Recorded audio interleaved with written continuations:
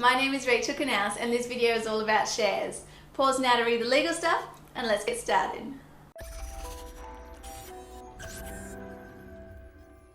Right, so when it comes to shares, there are three main categories to be aware of. You can buy them directly, you can go through a managed fund, or you can purchase an index fund. So buying direct shares is a bit like making your own chocolate. You need to look into the company and do your research to make sure that you're getting one that has a really good recipe to increase your chances of success.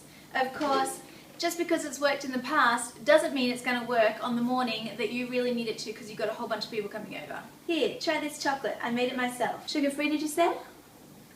The second category of shares are managed funds, or you may hear them referred to as mutual funds.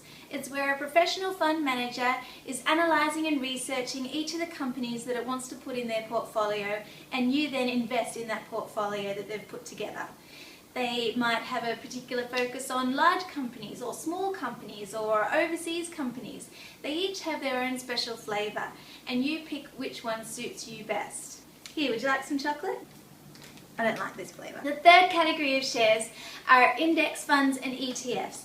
Now these guys are usually cheaper than managed funds because you're not paying any professional to research and select the companies within the portfolio.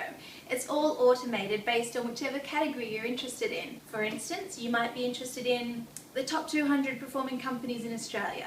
Well, they're just automatically bundled into your index fund and there's no professional manager looking after that. The goal of fund managers with their managed funds is always to outperform the index in whatever category they're investing. But that's really hard to do on a consistent basis. They might do it occasionally, but to find a fund manager who can outperform the index over the long run is very rare. Here, have a chocolate. Oh yeah, these are awesome. A couple of warnings when it comes to choosing how you want to proceed. If you're reading literature from overseas, for instance, there's a lot of great investment advice that comes from the US, but they do have different tax structures to us. You may have picked up on a small bias of mine towards a particular category of shares. However, it's important to know that each category has a role to play and you need to choose which one is best suited to your situation. If you're not sure, come and have a chat.